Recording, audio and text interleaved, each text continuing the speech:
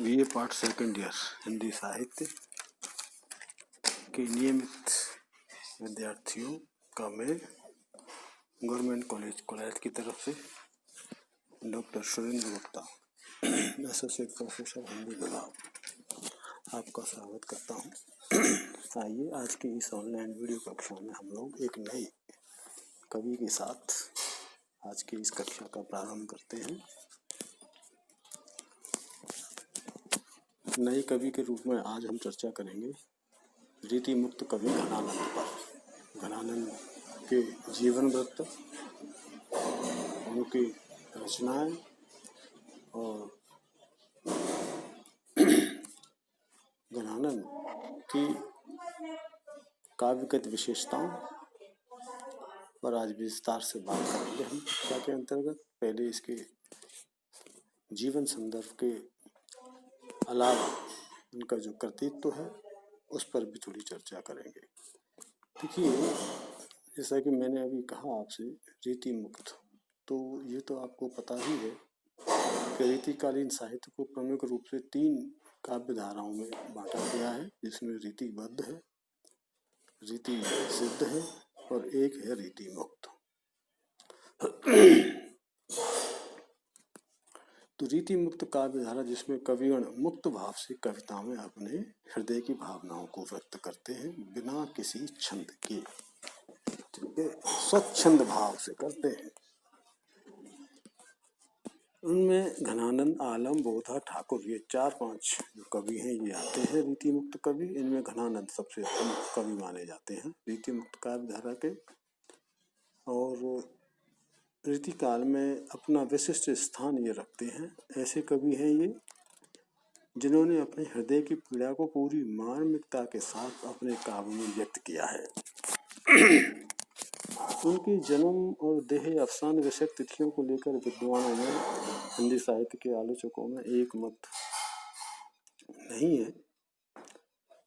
फिर भी सामान्य धारणा यह है कि घनानंद का जन्म संवत 1746 के लगभग तथा देह अवसान 1796 के लगभग हुआ था, और इनके जीवन के विषय में अनेक किंवदंतियां हैं। कहते हैं कि जैसे वो मुगल सम्राट मोहम्मद शाह रंगीली के दरबार में मीर मुंशी थे, दरबार की वेश्या सुजान पर आसक्त थे। दरबार में मीर मुंशी के रूप में उनके प्रभाव से अन्य लोग जलते थे, इसलिए हमेशा उस कवि घनानंद को नीचा दिखाने के लिए वो कोई ना कोई प्रयास करते रहते थे। माना जाता है कि घनानंद अच्छे गायक भी थे, पर वो सार्वजनिक रूप से नहीं गाते थे। एक दिन दरबारियों ने सम्राट श्री घनानंद के गायन की खूब प्रशंसा की, और सम्राट ने घनानंद जिसे गायन सुनाने का आग्रह किया तो कवि ने मना कर दिया।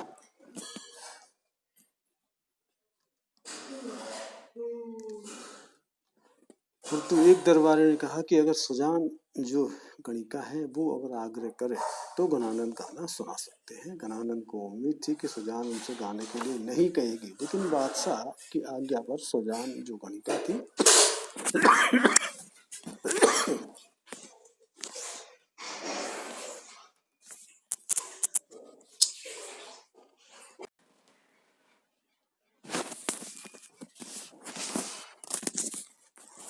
सुजान ने जब आग्रह किया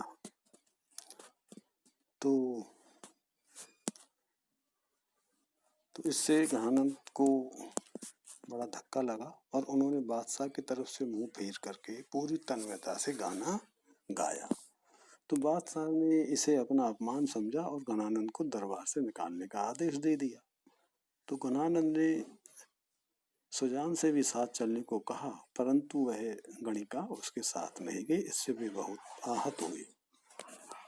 इसी घटना ने उनके जीवन की दृष्टि को बदल दिया और वे वृंदावन चले गए। कहते हैं कि वहां कृष्ण की भक्ति में सबको लीन कर लिया और चैतन्य संप्रदाय में दीक्षित हो गए।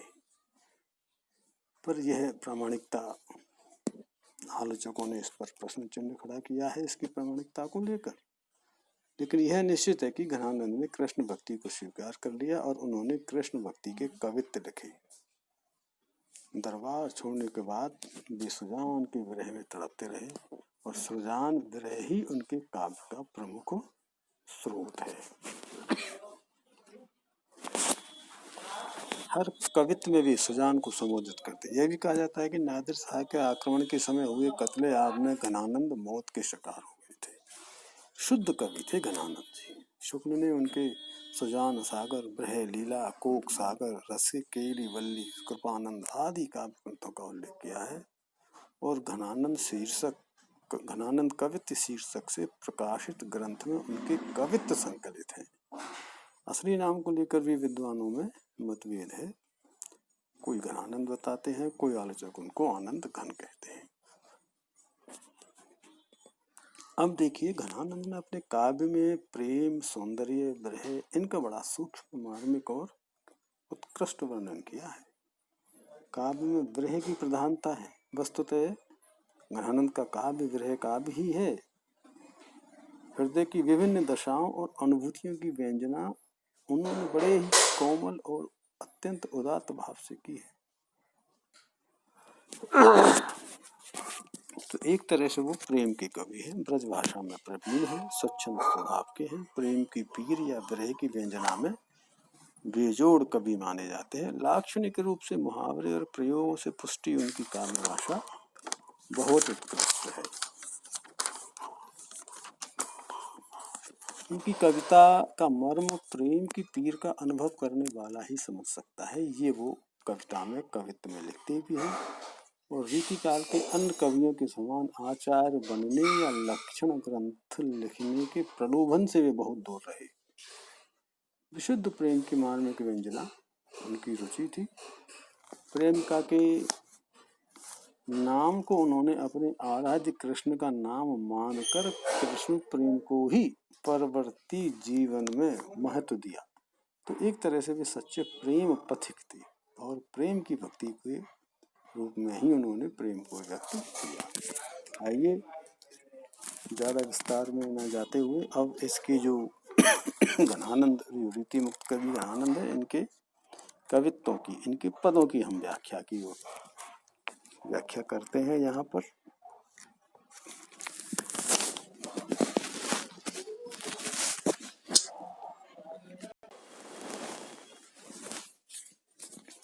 इनकी पहला कवित्व है इनका, नेहि महाब्रज भाषा प्रवीण और सुंदरतान के भेद को जाने, जोग विजोग की रीत में कोविद भावना भेद स्वरूप को ठाने, चाहे के रंग में भीजो हियो बिछड़े मिले प्रीतम शांति ने माने, भाषा प्रवीण सुचंद सदा रहे सो घन जी के कवित्व बखाने। देखिए, प्रसंग के रूप में हम ये कहेंगे कि प्रस्तुत जो पद है, पद का अंश है जो सवैया की छंद में लिखा गया है। घनानंद के कवित्वों के संग्रहकर्ता ब्रजनाथ ने घनानंद के काव्य की व्याख्या करने वाले व्यक्ति के गुणों का निर्देशन किया है। ऐसा व्यक्ति जो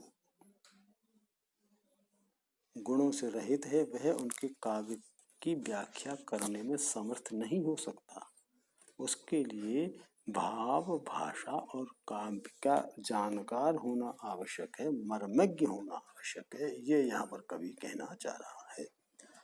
तो कवि क्या लिख रहा है, क्या कह रहा है कि नेहि महा, वो नेही हो, प्रेमी हो। प्रेमी भी कैसा, महा छोटा मोटा नहीं, बड़ा भारी प्रेमी हो, ब्रज भाषा प्रवीण और ब्रज भाषा का मर्मज्ञ हो, ब्रज भाषा के बारे में पूर्ण जानकार हो, सुंदरतान के भेद को जाने और वह काव्यगत जो सुंदरता है, रमणीयता है, उसके विभिन्न स्वरूप और उसके मर्म और उसके अंतर को जानने वाला हो।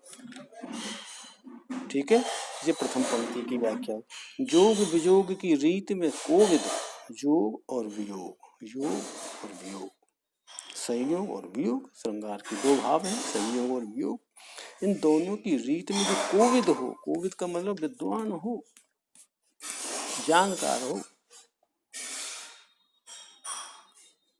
अर्थात संयोग और वियोग की जो विभिन्न दशाएं होती हैं उनका मर्मज्ञ होना चाहिए, और जो क्या हो, भावना भेद स्वरूप को ठाने। भावना यानी मन की भावना, तो कहने का मतलब मन के जो अंतर्गत जो विभिन्न प्रकार की अंतर्वृत्तियां हैं, उन अंतर्वृत्तियों के स्वरूप को ठीक ठीक समझने वाला हो।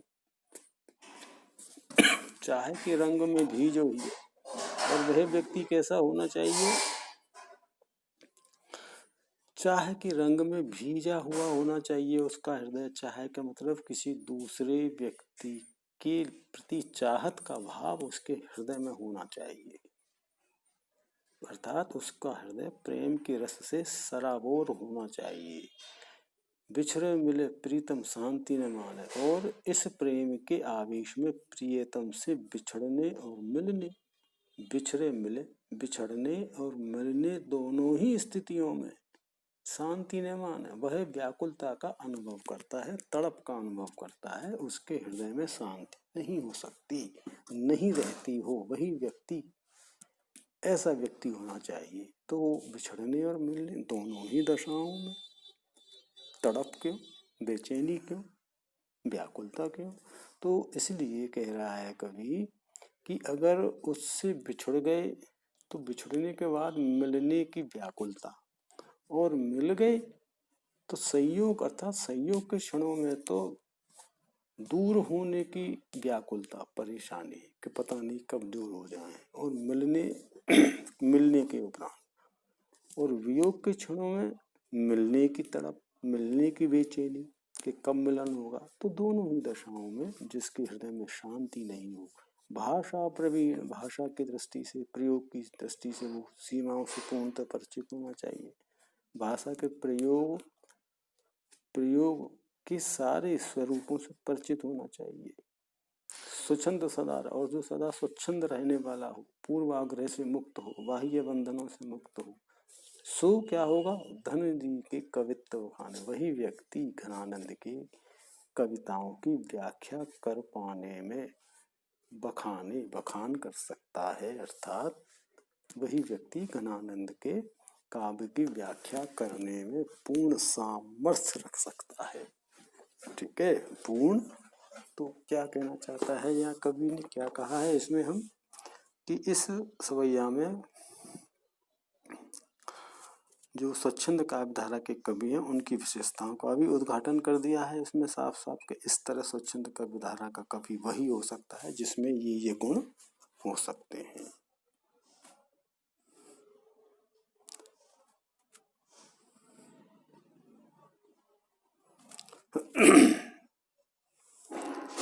दूसरा जो छंद है, सवैया छंद ही है। प्रेम सदा अति ऊंचो लहै, सु कहे यही भांति की बात छकी, सुन के सबके मन लालच दौरे, पे बोरे लखे सब बुद्धि चकी। जग की कविताओं की धोखे रहे, हाँ प्रवीणन की मति जाति जकी, समझे कविता घन आनंद की, आँखन नेह की पीर तकी। देखिए इसमें घनानंद जो कवि है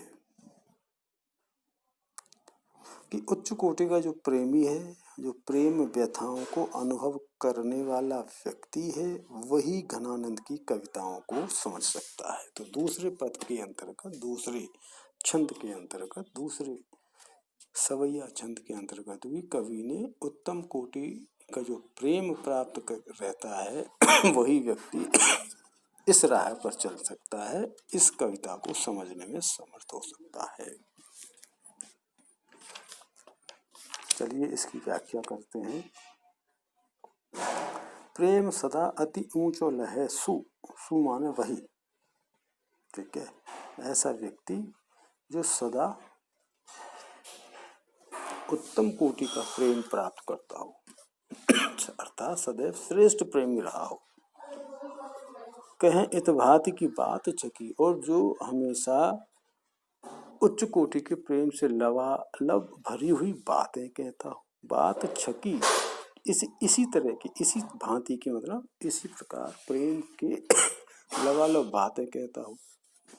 सुन के सबके मन लालच दौरे, और जिसकी बात को सुनकर सभी के मन में लालच दौड़ता है, लालसा उत्पन्न होती है, अर्थात सभी के मन में उच्च कोटि के प्रेम को प्राप्त करने की तीव्र इच्छा जागृत होती है। वे बोर लखे सब बुद्धि चकी और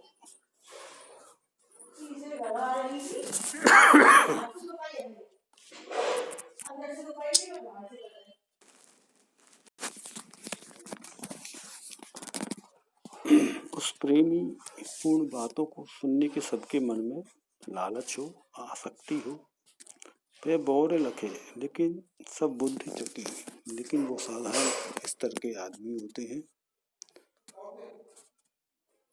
उत्तम कोटि के प्रेम से अनभिज्ञ जो लोग होते हैं वो विस्मित होकर के जिसकी बात को सुनते हैं और चकित बुद्धि होकर जिसे देखते हैं। तो दूसरे कवियों की साधारण रीतिबद्ध कविता के भ्रम में मत रहो, ये कवि यहाँ कहना चाह रहा है। जग की कविताई के धोखे रहे, महाप्रवीणन की मति जाति चकी। यहाँ तो काव्य के जो मर्मज्ञ प्रवीण है, मर्मज्ञ माना प्रवीण यानी मर्मज्ञ, समझदार, जानकार की मति बुद्धि भी छक जाती है, चकरा जाती है। काव्य के मर्मज्ञ दृष्टा भी घनानंद के प्रेम गुण कविता की गंभीरता और रहस्य को समझने में चकराते हैं। ठीक है, इसीलिए इसकी समझे कविता घनानंद की कविता को वही व्यक्ति समझ सकता है। ही ये आँखन नेह की पीर तकी, जिसके हृदय में हृदय रूपी आँखों से नेह की पीर को, नेह की पीड़ा को तकी, तकना, देखना, ये अर्थ है। अभ्यास क्या होगा, जिसने हृदय की गहराइयों से प्रेम की पीड़ा का अनुभव किया हो वही घनानंद की कविताओं को समझ सकता है। तो एक तरह से इस समय में भी प्रकारांतर से घनानंद के जो काव्य की गूढ़ता है और उत्कर्ष की ओर संकेत किया गया है।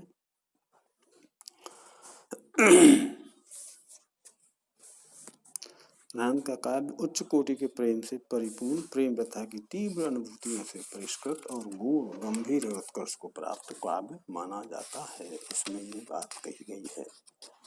तो मुहावरों की छटा है इसमें और भाषा की लाक्षणिकता इसमें प्रशंसा के योग्य है। छंद सवैया है ही, मैंने आपको बता ही दिया। तो ये दो जो मैंने आज पदों की व्याख्या की, छंद सवैया, सवैया छंद में, तो इसमें कवि की प्रशस्ति के नाम से ये दो छंद हैं। इसमें कवि ने स्वयं की प्रशंसा की है और अपनी कविता को स्वच्छंद बताया है। और स्वच्छंद कवि के क्या गुण होते हैं, कविता की क्या विशेषता होती है, उन पर प्रकाश डाला है। और इन कविता को समझने वाला भी बड़ा नेही होना चाहिए, प्रेमी होना चाहिए, जो हृदय की आंखों से जिसने प्रेम की पीड़ा को समझा हो, ये यहाँ कवि कहना चाहता है। तो आगे के जो पद हैं उनकी व्याख्या फिर हम अगली वीडियो में करेंगे। तब तक के लिए नमस्कार।